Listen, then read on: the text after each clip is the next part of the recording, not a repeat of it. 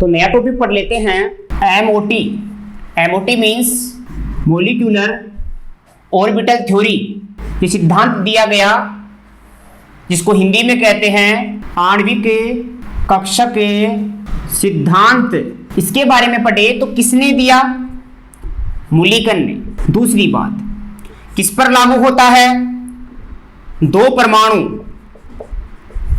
वाले अणु पर, जिसको कहते हैं द्विव परमाणु।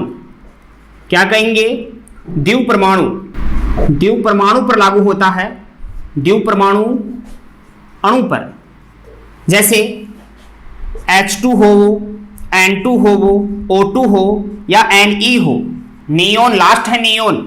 ये नियोन जो है, दो नियोन का मतलब है एक नियोन में 10 इलेक्ट्रॉन होते हैं, तो दो नियोन में कितने हो गए? 20 इलेक्ट्रॉन।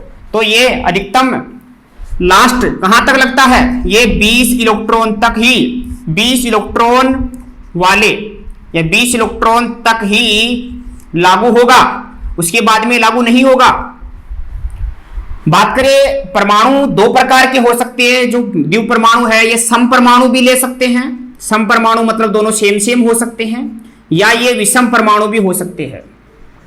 अलग अलग परमाणु भी भाग ले सकते हैं। सम परमाणु तो ये लिखे हुए आपके सामने H2, N2, O2, Ne। सम परमाणु की बात करें तो ये हो गए। विषम परमाणु की बात करें जैसे कि NO, CO, ये जो है ना, ये कैसे हो गए? ये विषम परमाणु हो गए, CN।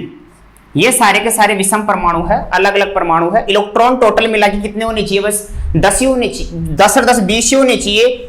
चाहे 20 से कम चलेंगे, पर 20 से अधिक पर नहीं लगेगा। कौन? एमओटी रूल नहीं लगेगा।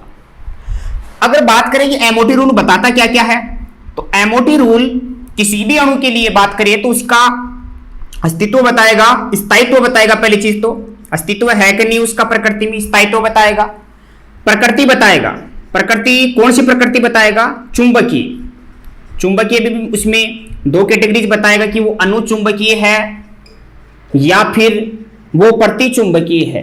दूसरा कि वो प्रतिचुंबकीय है, ये भी क्लियर कर देगा। तीसरी चीज, ये बंध क्रम बताएगा। बंध कोटि, बंध क्रम। बंध क्रम बताएगा कि बंधों की संख्या कितनी है, ये भी बताएगा। बंध ऊर्जा को बतलाएगा, बंध ऊर्जा को बतलाएगा। ठीक है।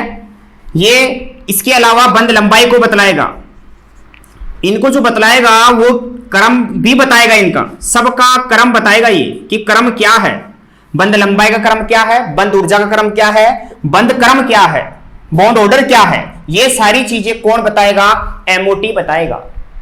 किसी के लिए भी अब किस प्रकार बताएगा, किस प्रकार उसे समझेंगे। इसके अलावा ये इलेक्ट्रॉनिक विन्यास भी समझाता है। अणु का इलेक्ट्रॉनिक विन्यास, किसका? अणु का इलेक्ट्रॉनिक विन्यास भी बताता है। ये सारी चीजें जो आएगी ना, इन सभी जानकारियां जो होगी सभी चीजों की, वो किसके द्वारा होगी? एक आलेख के द्वारा होगी। आलेख को आरेख भी कहते हैं। यानी क्या खींचना पड़ेगा? उसका कोई आलेख खींचना पड़ेगा। आलेख खींचा जाएगा 14 इलेक्ट्रॉन तक। कितने इलेक्ट्रॉन तक? 14 इलेक्ट्रॉन तक खींचा जाएगा। वो किस प्रकार खींचेंगे उसके कुछ रूल है। ठीक है, मैं कुछ एग्जाम्पल आपके सामने लेके आ रहा हूं, उस एग्जाम्पल द्वारा हम समझेंगे ये चीजों को। ये चीज समझ गए होंगे आप, क्या पढ़ेंगे। अब इनको एक एक को लेके हम बात करते हैं। अब एमओटी में होता क्या है? एमओटी में होता है कि जो परमाणु की कक्षा है, परमाणु की जो कक्षा है, वो परमाणु मिलकर क्या बना रहे हैं? परमाणु मिलकर अणु बनाते हैं। तो सीधी सी बात है, परमाणु की कक्षा मिलकर या कक्षक मिलकर, परमाणु कक्षक मिलकर, एटॉमिक ऑर्बिटल मिलके, एटॉमिक ऑर्बिटल मिलके वो कक्षक बनाते हैं। अणु के कक्षक तो आणविक कक्षक हो गए, तो बनाते हैं आणविक कक्षक, जिसको कहते हैं मोलिकुलर ऑर्बिटल। ये तो एटॉमिक ऑर्बिटल है, एटॉमिक ऑर्बिटल है, तो ये हो गया मोलिकुलर, मोलिकुलर ऑर्बिटल। ठीक है, तो ये तो हो गए ऑर्बिटल मोलिकुलर। वो एटॉमिक मिलते हैं, मिलते क्या है? इनमें अतिव्यापन होता है, इनमें अतिव्यापन होगा। अतिव्यापन होने से वो मिलकर किस में बदल जाएंगे? आणविक कक्षकों में बदल जाएंगे। मान लीजिए जब दो एटॉमिक ऑर्बिटल है, एन एन मान लेते हैं, तो वो एन एन मिलके या एक एक मिलकर उधर कितने बनेंगे? एक एटॉमिक ऑर्बिटल, एक एटॉमिक ऑर्बिटल मिलके कितने बनेंगे? दो मोलिकुलर ऑर्बिटल बनेंगे। सीधी सी बात है, एन एटॉमिक ऑर्बिटल मिलकर एन मोलिकुलर ऑर्बिटल बनाते हैं। ठीक है।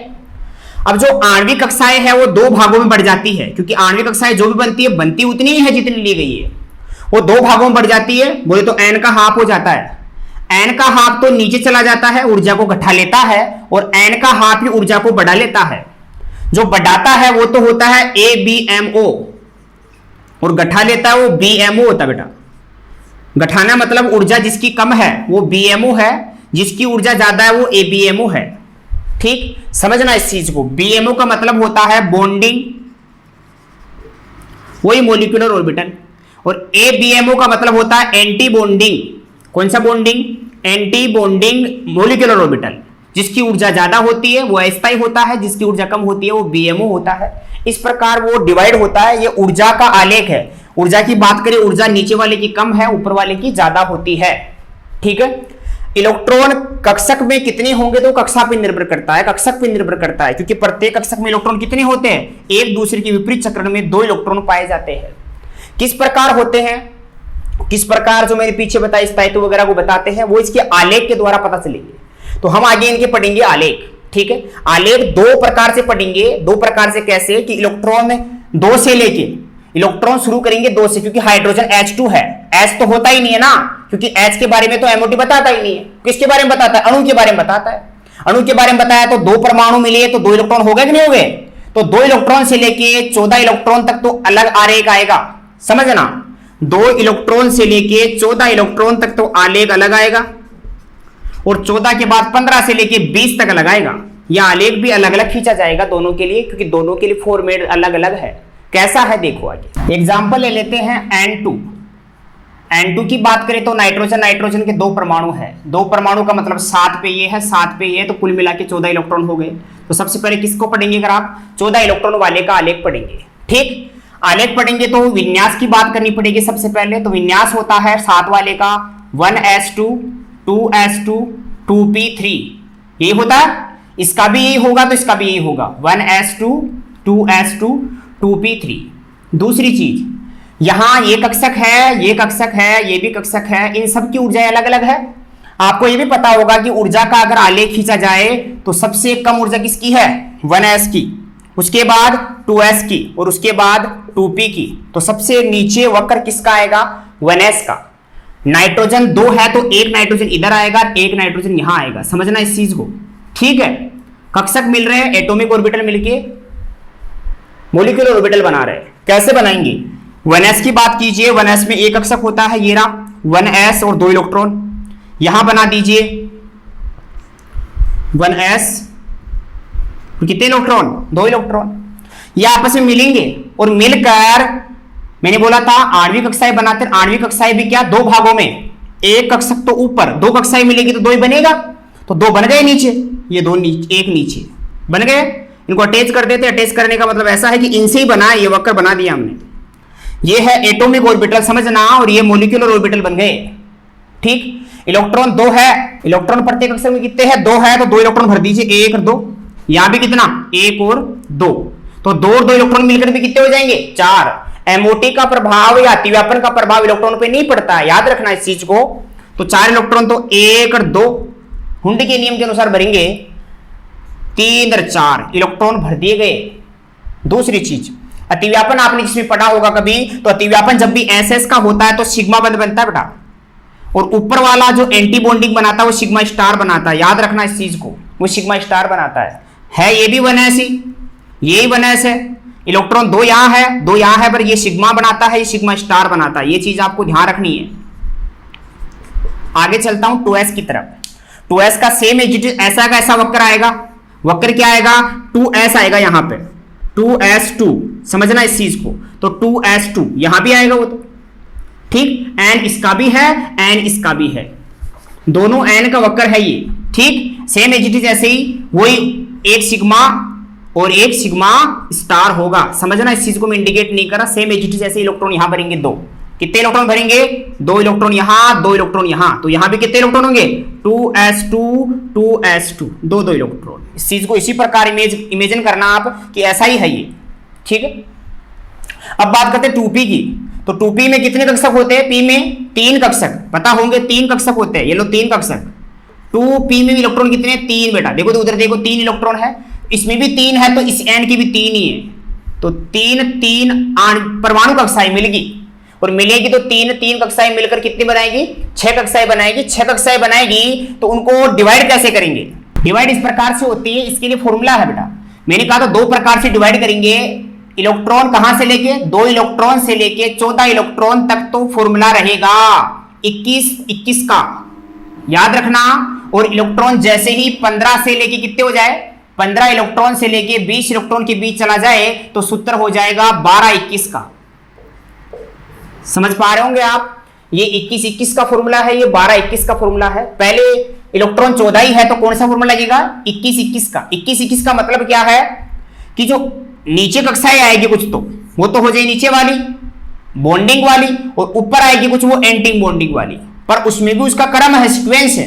क्योंकि आपको पता है आधी ऊपर जाती है आधी नीचे जाती है, तो 6 कक्षाओं में से आधी 3 ऊपर 3 नीचे जाएगी, वो 3 भी डिवाइड हो जाती है। किस प्रकार से, 21 21 के क्रम से। 21 का मतलब है बेटा नीचे तो 2 और ऊपर उसके 1। इसी प्रकार यहां भी 21 ही ऊपर है तो 2 तो पहले और उसके ऊपर फिर 1। देखो 2 1 2 1 21 ही हुआ ना, नहीं हुआ। वो 3 कक्षाएं है नीचे, 3 कक्षाएं ऊपर है ऊर्जा के लेवल से, बॉन्डिंग है एंटी बॉन्डिंग का, पर उसमें भी सीक्वेंस में बिठा दिया गया, 2 नीचे 1 ऊपर, 2 नीचे 1 ऊपर। समझना इस चीज को। फिर भरेंगे इलेक्ट्रॉन। इलेक्ट्रॉन्स दोनों में कितने हैं, इधर भी कितने हैं, 2p3 है तो इधर भी 2p3 आएगा। इलेक्ट्रॉन कितने हैं दोनों के अंदर, 3 इलेक्ट्रॉन, तो 1 2 3, इधर भी 1 2 3। इनको अटैच जरूर कर दीजिएगा कि इसे पहचान हो कि इनसे मिलकर बना है ये अटैच हो गया इससे, ठीक है, अटैच हो गया इससे। ओके, इलेक्ट्रॉन कितने हैं, 3 और 3 6 इलेक्ट्रॉन। तो भरेंगे कैसे बताना एक बार। तो यहां पे जो होगा वो सिग्मा, एक यहां पर जो भरेंगे किस नियम से भरेंगे, हुंड के नियम से। हुंड के नियम से भरेंगे तो 1 इलेक्ट्रॉन 2 इलेक्ट्रॉन। अब हुंड कहता है कि जोड़ा बना दो, अगर समान कक्षाएं ऊर्जाएं है तो अयुग्मित होने के बाद जोड़ा बनाएंगे तो 2, यहां पे फिर 2, ठीक है, 4 हो गए, 5 और ये हो गए 6। इस प्रकार भर दिए गए। एक बात मैं बता दूं आपको, जो एक साथ है वो तो px और py, समझना, उन कक्षाओं का नाम समझना। एक का नाम है px और एक का नाम है py, यानी ये है px ये है py, यहां भी वही px वही py, ठीक। 2 नंबर का है तो 2 नंबर आएंगे दोनों के साथ। पर ये क्या है, ये pz 2pz, ये भी 2pz। समझ लेना इस चीज को ध्यान से। अब रही बात बंद कौन सा बनाता है, देखिए बंद जो बनाता है वो 2 बनाते हैं, एक तो अकेला है, एक 2 बंद बनाने वाला है। अकेला जो हमेशा होता है वो सिग्मा 1 ही होता है तो अकेला बनाएगा सिग्मा, तो ऊपर वाला बनाता है स्टार, और जो साथ में आपको नजर आ रहा है बेटा वो पाई बनाते हैं। पाई 2 बंद पाई हो सकते हैं, सिग्मा कभी पाई नहीं, 2 बंद पाई हो सकते हैं, सिग्मा कभी 2 नहीं होते, ठीक है। यहां हम बात करें तो ऊपर वाला बना रहा है सिग्मा स्टार, तो नीचे वाला ये भी पाई बस स्टार लग जाएगा बेटा, ये ध्यान रखना। ये कक्षाओं क्रम हो गया इसका, ठीक है। दूसरी चीज यहां पर ये तो उसका आलेख हो गया। जब आलेख हम बनाएंगे दूसरे का, वो बस क्रम इतना सा बदलेगा उसमें कि यहां 12 21 हो जाएगा। 12 21 मतलब ये नीचे वाला ऊपर चला जाएगा और ऊपर वाला नीचे चला जाएगा, नीचे वाला ऊपर वाला नीचे चला जाएगा, बस ये बदलेगा। अगर मैं दूसरे के लिए बात करूंगा, दूसरे बोले तो एग्जांपल ले लेंगे उसमें O2 का। किसका लेंगे, O2 का। ऑक्सीजन है 8 8 16 हो गए बेटे, 14 से ज्यादा हो गए। 14 से ज्यादा के लिए फॉर्मूला लगेगा 12 21 का, और 12 21 का केवल किसके लिए लगता है बेटा, पी कक्षक के लिए लगता है। तो पी कक्षक में नीचे 12 फिर 21 आएगा, तो ये 12 21 का क्रम हो जाएगा। बाकी कुछ नहीं बदलेगा, इसकी ऊर्जा कम हो जाएगी, इसकी ऊर्जा ज्यादा हो जाएगी।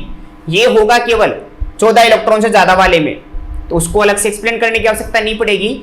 यहां आप इसको समझ लीजिए, यहां अकेला जो होता है सिग्मा दोनों साथ में वो पाई बंद बनाते हैं, ध्यान रखना। ऊपर वाले में से स्टार के होते हैं, px py दोनों साथ होते हैं, z अकेला होता है, px py साथ होते हैं, z अकेला होता है। ध्यान रखना ये हमेशा ऐसा ही होता है, ठीक। अब इसमें क्या क्या चीज हमें ज्ञात करनी है वो सुनो भाई। सबसे पहली चीज तो बंद क्रम याद करना पड़ता है, तो बंद क्रम बंद कोटि। बड़े बंद कोटि का एक सूत्र होता है याद करने का, सुनिएगा इस चीज को। देखो एक तो नीचे वाला कक्षक जो होता है बेटा वो बीएमओ होता है, नीचे वाला बीएमओ होता है और ऊपर वाला एबीएमओ होता है। तो आप बीएमओ की इलेक्ट्रॉन निकालोगे, एक चीज तो पता लगाओगे, गिनोगे अभी, और उसमें घटा दोगे एबीएमओ की इलेक्ट्रॉन, सुनना, और उसमें भाग दे देना 2 का। यही तरीका है, समझो एक बार आप। बीएमओ में इलेक्ट्रॉन कितने हैं? अब इलेक्ट्रॉन बीएमओ में इसमें भी है, ये रहे 2, इसमें भी है 2, इसमें भी है 6। किसके गिनने हैं? देखिए आपकी इच्छा है सारे गिन लो, चाहे आपकी इच्छा है जो नीचे पूरे भर गए आखिरी वाले कक्षक की गिन लेना। या आखिरी कक्षक 2p3 है, 2p3 है, 3 मिलकर क्या हो गए 6, कुछ भी हो गए, पर जो बन गए उसमें आपको केवल बीएमओ में इलेक्ट्रॉन गिनना। देखो बीएमओ में कितने हैं, 2, 2 4, 2 6, ऊपर कितने हैं? कुछ नहीं है, 0। तो यहां पर इसका अगर बात करेंगे, बॉन्ड ऑर्डर निकालेंगे तो 6 में से कितना घटाएंगे बेटा? 0/2। 6 में से 2 0 घटा दिया तो 6 बचेगा, भाग दिया तो 3। बंद क्रम का मतलब होता है रे इनमें दोनों के बीच बंदों की संख्या। बोले तो नाइट्रोजन के बीच बंद कितनी आएंगे? ट्रिपल बॉन्ड होते हैं। ये पहले पता थोड़ी था, ये एमओटी ने बताया है। तो बंद क्रम क्या आया? 3 आया, बंदों की संख्या 3 आई। जब बंदों की संख्या 0 नहीं आती, 0 आए तब तो वो स्थायी हो ही नहीं सकता। बोले तो बंद ही नहीं है। अरे बंद की संख्या 0 का मतलब बंद बन ही नहीं सकता, और बंद का नंबर कुछ भी आ रहा है मतलब बंद बन सकता है, और बंद बनता है तो स्थायी है।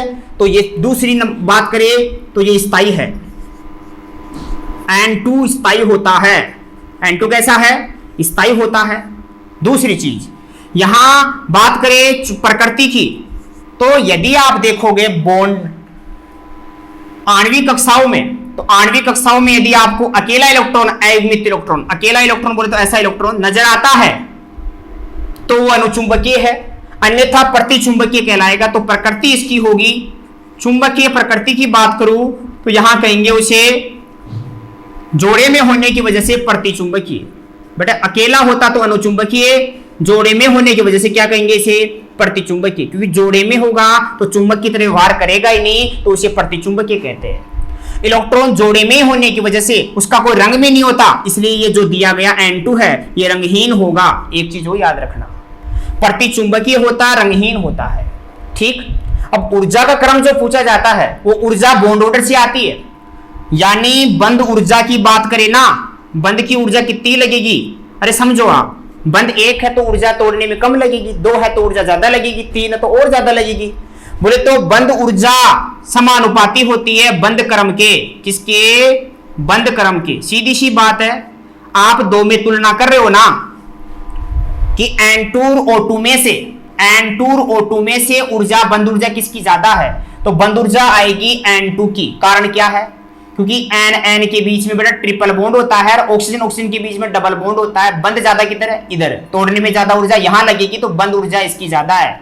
ये पता कैसे चला बेटा? ये बंद क्रम से चला। इसका बंद क्रम 3 आएगा और इसका बंद क्रम 2 आएगा। ये बात फंडा आपको क्लियर करना होगा, तब आपको सारी बातें क्लियर हो जाएगी। यानी ये बंद क्रम ही है जो ऊर्जा के क्रम को बताता है। ठीक।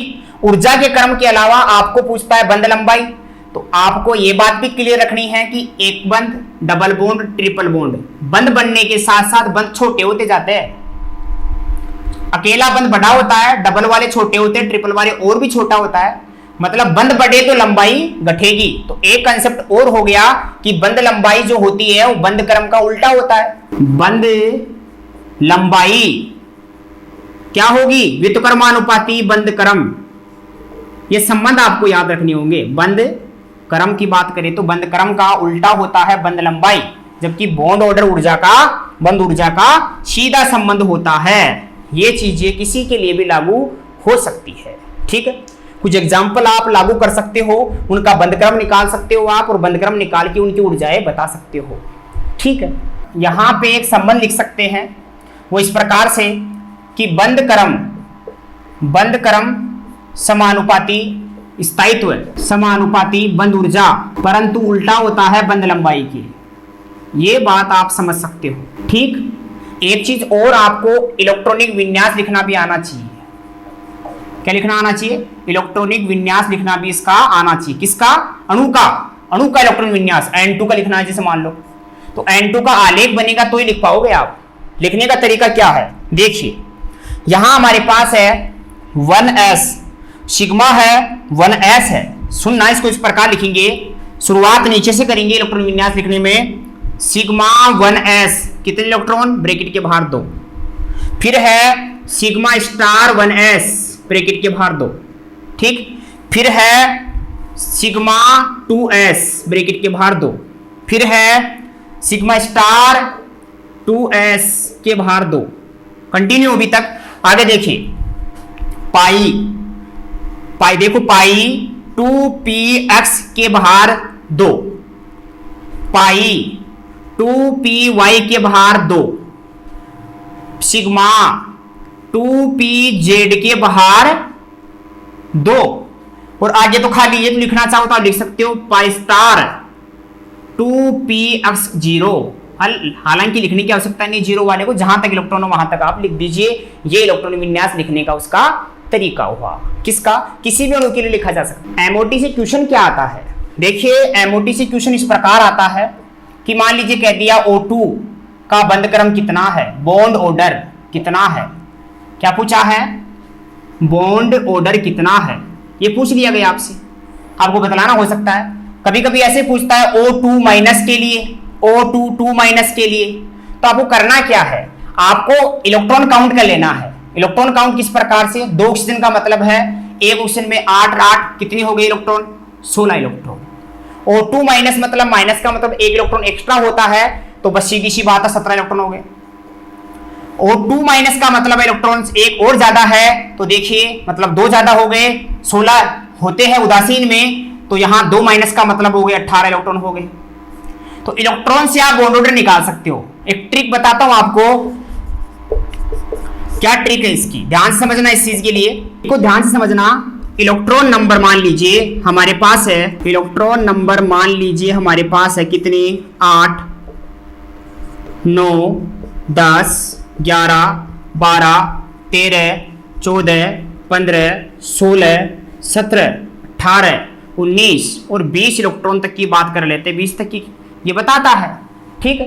तो देखो उससे पहले तो आप निकाल लोगे। 8 इलेक्ट्रॉन की बात करें तो उसका बॉन्ड ऑर्डर होता है बेटा 0, ठीक। उसके बाद आधा आधा बढ़ाते जाओ, कब तक बढ़ाते जाओ, अधिकतम बॉन्ड ऑर्डर बेटा 3 ही होता है वो नाइट्रोजन का, उसके बाद नहीं होता है, ठीक। इलेक्ट्रॉन काउंट करे थे ना आपने अभी, ये काउंट कर लिए अभी। इलेक्ट्रॉन किसी में भी काउंट कर सकते हो आप। अरे बात करते देखो B2 की, बोरोन क्या है, बोरोन। तो बताओ बोरोन में इलेक्ट्रॉन कितने हैं, कितने हैं, 5 और 5 10, तो 10 इलेक्ट्रॉन जब है तो 10 के सीध में देखेंगे आप बॉन्ड ऑर्डर। तो आपको मैं बता रहा हूं बॉन्ड ऑर्डर, समझना इस चीज। 8 का बॉन्ड ऑर्डर होता है 0, तो 0 आधा बढ़ाओ 0.5, फिर आधा 1 हो गया, फिर आधा 1.5 हो गया, फिर आधा तो 2 हो गया, फिर आधा बढ़ाओ 2.5 हो गया, फिर आधा बढ़ाओ तो 3 हो गया। अब बढ़ गया, अधिकतम होना था उतना हो गया, अब घटाते जाओ।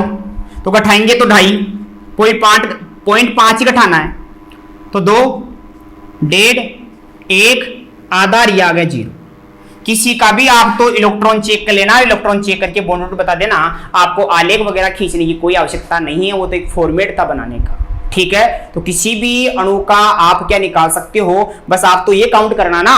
जैसे कि आपको पूछ ले क्वेश्चन, देखो आपको पूछ ले बताइए N2 में बॉन्ड ऑर्डर कितना है, तो N2 मतलब 7 और 7 14 इलेक्ट्रॉन, तो 14 का इलेक्ट्रॉन बॉन्ड ऑर्डर कितना होगा, 3। आपको पूछ ले CO का कितना बताओ, चलो।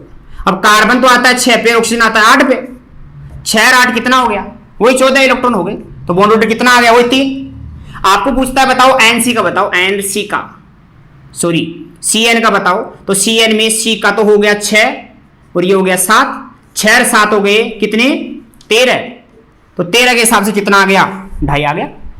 यानी यहां पर बॉन्ड ऑर्डर इस प्रकार से निकाला जा सकता है किसी के लिए भी, ठीक है।